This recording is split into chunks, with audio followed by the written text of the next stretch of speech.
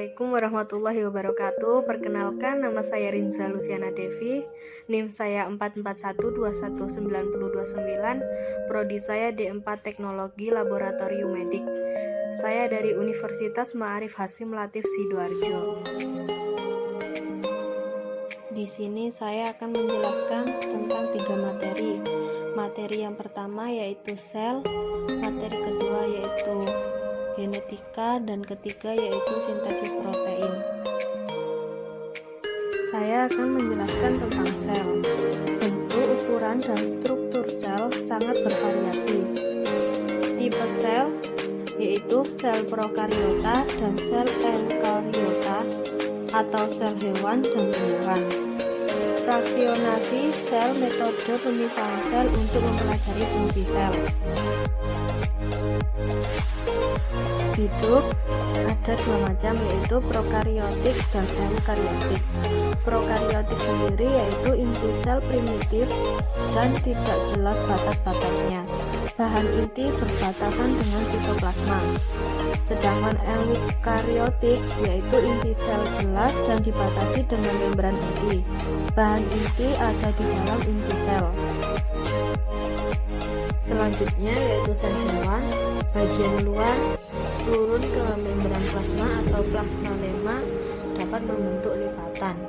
Turun mikrofili atau untuk memperluas permukaan. Hubungan antar membran plasma dengan desmosom.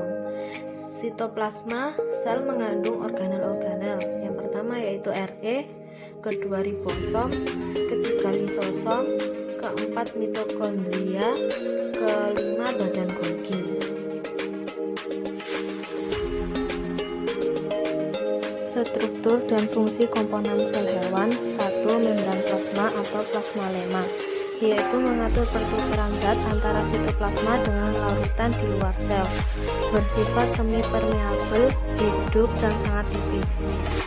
Yang kedua yaitu retikulum endoplasma, membran lipoprotein, terletak antara membran inti dan membran sitoplasma. Macamnya yaitu 1. Re granuler atau kasar, pada permukaan menempel ribosom. Yang kedua yaitu Re non granuler atau halus, tidak mengandung ribosom. Yang ketiga yaitu badan Golgi. Struktur bentuk tumpukan kantong-kantong pipih yang kompleks. Bagian dalam kantong terdapat ruang kecil atau disebut dengan vakuola. Fungsinya yaitu menghasilkan sekret berupa butiran getah. Lisosom primer menyimpan protein dan enzim. Setiap kantung pipih dinamakan sisterna.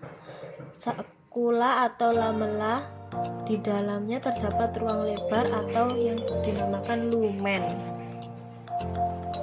Yang keempat yaitu lisosom. Fungsinya yaitu mencernakan bahan makanan yang masuk ke dalam, baik secara pinositosis atau fagositosis. Pinositosis yaitu makanan yang berupa cairan yang masuk secara ditelan, sedangkan fagositosis yaitu makanan padat yang masuk secara ditelan. Yang kelima yaitu mitokondria. Bentuknya bulat, lonjong atau bercabang. Ukurannya 500-2000 nm. Banyak pada sel yang sedang aktif. Ada 2 lapisan, yaitu membran dalam dan membran luar. Fungsinya yaitu tempat respirasi oksidasi Kh yang menghasilkan energi atau ATP. Selanjutnya yaitu yang keenam ribosom, berdiameter 20-25 nm. Terdapat pada sitoplasma secara bebas atau menempel di Re. Fungsinya yaitu tempat berlangsungnya sintesa protein.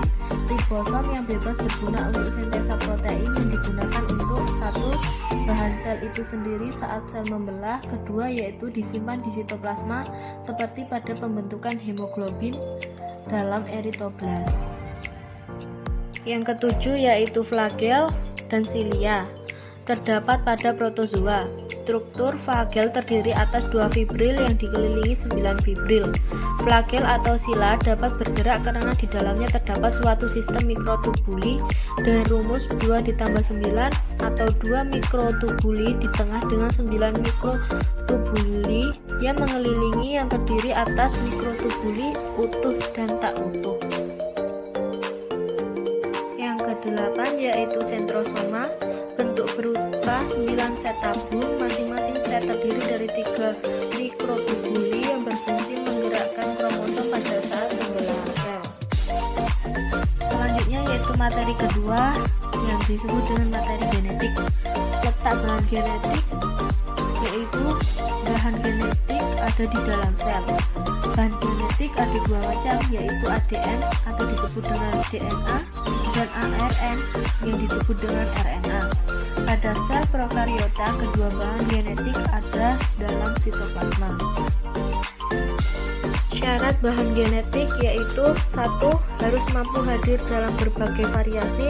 Kedua, harus dapat menyimpan informasi. Ketiga, harus dapat mengekspresikan informasinya.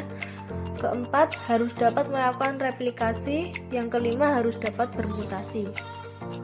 Selanjutnya yaitu bahan penyusun ADN. 1. ADN tersusun dari 3 komponen, yaitu asam fosfat, gula, dan basa nitrogen. Yang kedua yaitu basa N. Ini ada 2 jenis, yaitu dari golongan purin dan pirimidin. Yang ketiga yaitu gula penyusun ADN adalah gula deoksiribosa, mengandung 5 atom karbon. Selanjutnya yaitu struktur ARN. Yang pertama, pada dasarnya struktur ARN sangat mirip dengan struktur ADN. Kedua, ARN juga merupakan suatu polinukleotida. Yang ketiga, nukleotida pada ARN juga tersusun dari komponen gula, gugus, fosfat, dan basa nitrogen. Keempat yaitu basa nitrogen pada ARN juga ada 4 jenis. 3 jenis ARN yaitu yang pertama RNR, asam ribonukleat ribosom atau rRNA, ribosomal ribonucleic acid. Yang kedua yaitu ARND, asam ribonukleat duta atau mRNA, messenger ribonucleic acid. Yang ketiga yaitu ARNT, asam ribonukleat transfer atau tRNA, transfer ribonucleic acid. ARNR yaitu 1. ARNR merupakan bagian dari ribosom.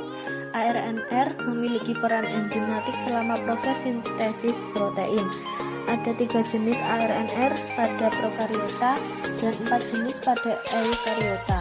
Prokariota 5S, 16S, dan 23S, sedangkan eukariota adalah 5S, 5, 8S, 18S, dan 28S. Setiap ribosom memiliki satu salinan atau kopi molekul ARNR yang berbeda. Materi yang ketiga yaitu tentang sintesis protein.